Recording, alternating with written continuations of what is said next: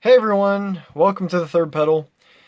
And we are inside the car right now because it is raining and I don't feel like getting wet. Even though it does have a water leak, which I do need to trace. Um, we're working on getting the pedals. Not fun at all. Getting the shifter and the linkages run, not bad at all.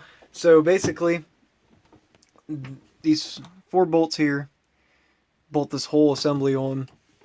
Then those linkages run. You just take this little guy out. I mean, it's like 4 bolts. That comes out. The linkages go around here and through the firewall behind the gas pedal. Sorry for that loud bang. That was the seatbelt banging off the speaker. But yeah, that's the linkages run. That's all you need to do as far as linkages go. So that's pretty cool.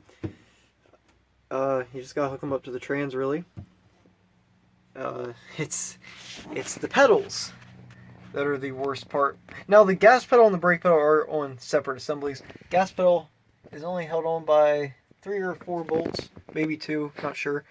The brake pedal has 2 bolts up here that you can't really see at all.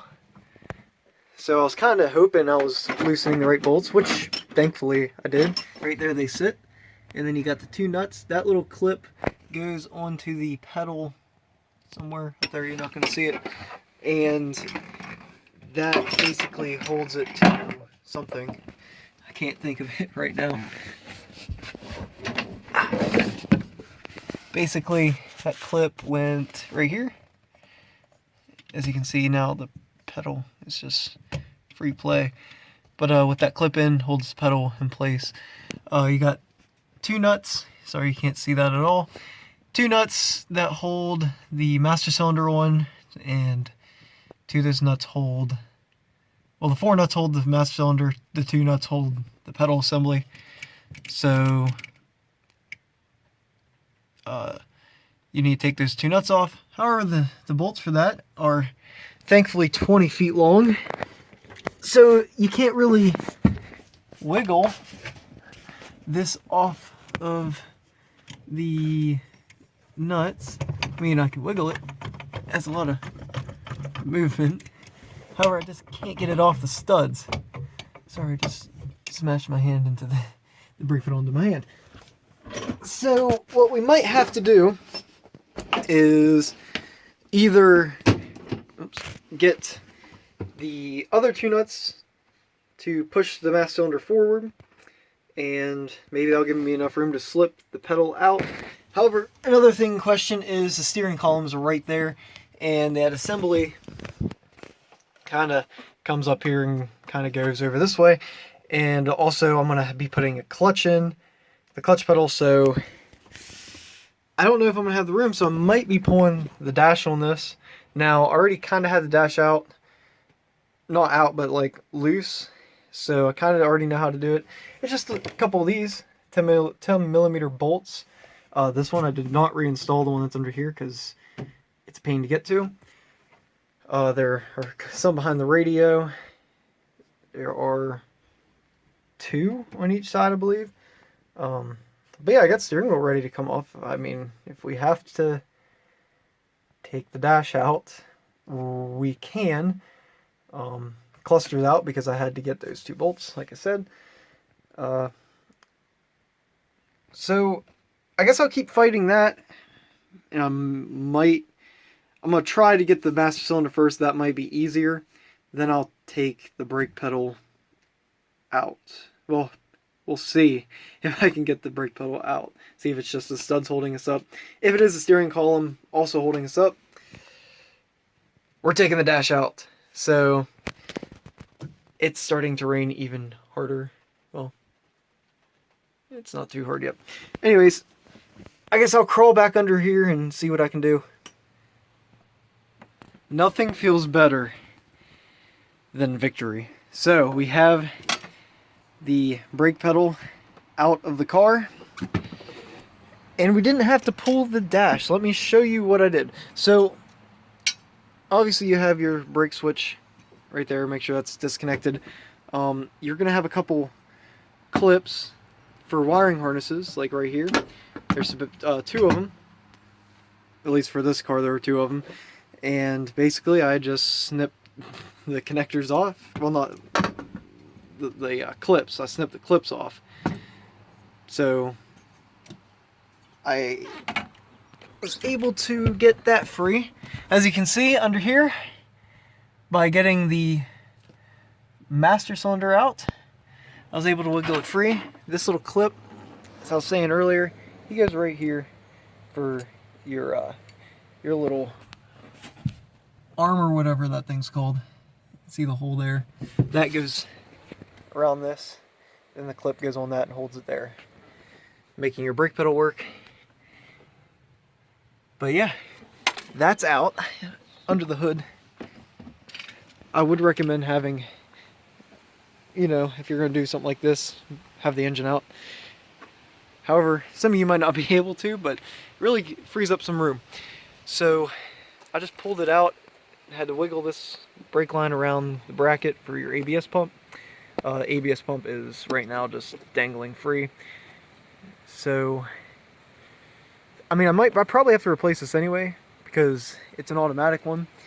And on these right here would be where your line comes on for your clutch, but I don't know if it has anything else special. I have one for a manual transmission, so I'll probably just put that in so I know it works and don't have to go through loosening these nuts off of those studs again, because those are the worst studs ever, considering you're underneath the dash.